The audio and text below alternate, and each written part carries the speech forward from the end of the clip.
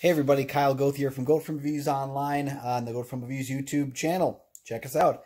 I've got myself a little quick reaction to West Side Story 2021, the Steven Spielberg, I guess, readaptation, remake. It's tough for me to call because it does seem like it's taking a little bit from the 61 version of the film as well as the stage show.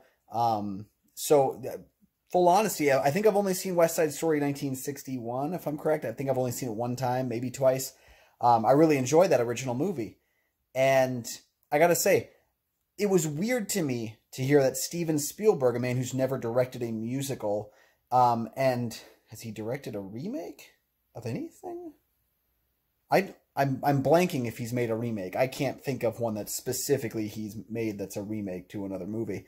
It just seemed like, okay, I know you love this property, but in a lot of ways, sometimes that doesn't work, sometimes it does. Sometimes we get great remakes like Peter Jackson's King Kong. And sometimes we get really kind of bolstering remakes that seem like, I guess, like a good idea that you just couldn't make work. And for those of you guys asking, I'm not recording this in my car. My cat Spike had some surgery earlier this week, so we're just kind of hanging out in the bedroom. But anyway, West Side Story, Spielberg's new film, is fantastic. It's very well made. It's wonderful. I love so much of the music in West Side Story. I love the story of West Side Story. And I think the weird thing that I'm going to say is it's going to sound like I'm diminishing this film, but it's not better than the original film, but it's also not worse. It's interesting. There's so many like little changes, little adjustments that are in this film, but then there's also parts of it that play right out of the playbook. And none of the changes improve upon the original film or the stage show, but none of them take away, none of them, like, you know, lose steam because of the changes. It's just kind of like Spielberg loves this story and he wanted to do his own version of it. So I'm struggling to say it in a way that's good, but like, let me talk about the things that I know are fantastic in this movie. And number one is Rachel, I think I'm saying Ziegler, or might be Ziegler. Rachel Ziegler, I'm going with that. I think she got picked out of like a video she made online to play Maria. She's fantastic. This is a star-making performance from Rachel Ziegler, who's never acted before. And she has such a beautiful singing voice. But she also has an energy on camera, and she's able to actually act. We get this sometimes where people show up to do movies and they can sing or they can dance or they can act. Sometimes they can do 2 out of 3. It's very rare to have someone who can really perform in all those different areas. I think it's Ariana DeBose. I think I've got her name. She plays Anita, who is Maria's brother's girlfriend, hope to be future wife kind of character.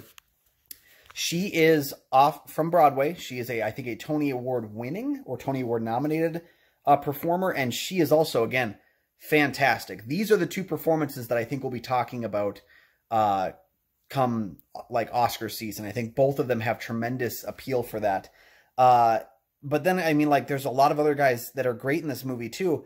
But those are the 2 that I'm like thinking of off my head right now. Rita Moreno shows up in this film as well. She's not playing her original character from West Side Story 61. She's playing Valentina, who's a reimagined version of Doc. And she gets a lot more to do than Doc did. And also, you know, just kind of like gets to expand upon what that character is capable of. I also really like Brian Darcy James, who played Officer Krupke. The actor that played Riff, whose name escapes me, I thought he was wonderful as well. He's got a good presence on screen.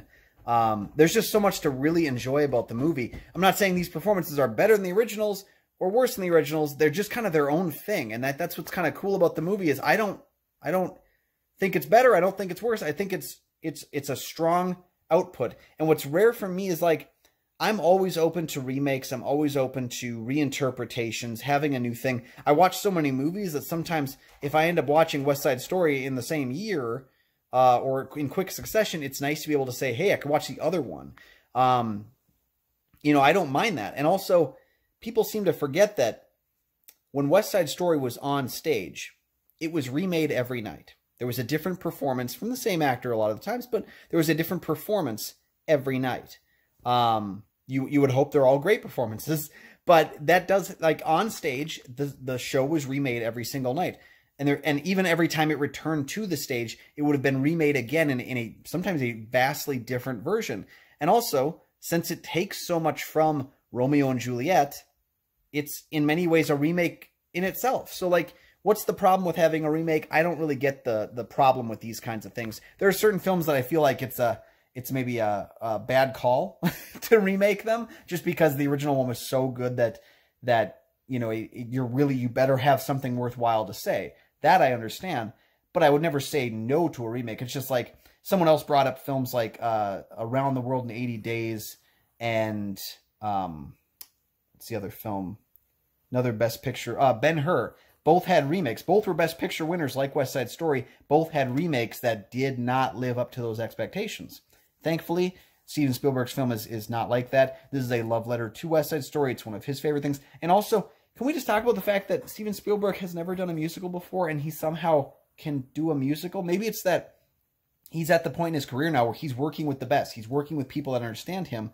And so his way of relaying what he wants to his team and trusting the people that he works with must be what gets him this far. Because, I mean, the man is just so skilled as a director. I'm in shock that he's able to continually bring in the great work that he's doing. I think, you know, people have criticized his last couple of movies, but I've been so into what he's bringing to the table with the last couple of movies and of course his whole career.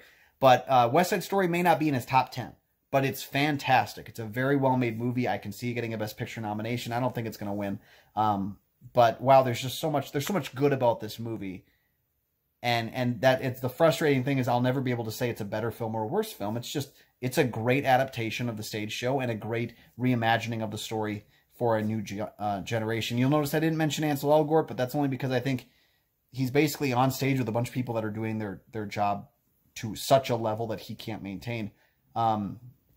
He's not an actor, or he's an actor, but he's not like, he hasn't done anything to the level that these other people are doing on screen. His singing and dancing are great. His performance is great, but he's just not on the level that they're on. And that's kind of, hi Spike, that's kind of the problem with the performance. Not that he's doing a bad job, but just everyone else is outshining him. And that's okay. I love so much about this movie, and I can't wait to see it again. And let me know your thoughts in the comment section down below. The film is out right now in wide release. Let me know what you thought of it. If you were the teenager talking on her phone, the row behind me, go screw yourself. Don't go to movies and then talk on your phone during the movie. But anyone else, I hope you enjoyed the film.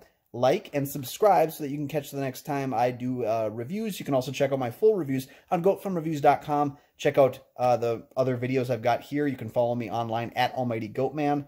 And you can check out my other show, Kyle and Nick on Film. The link's down in the description below. Don't forget to subscribe there. We have new episodes 3 times a week. Thank you very much for joining me. We'll see you next time.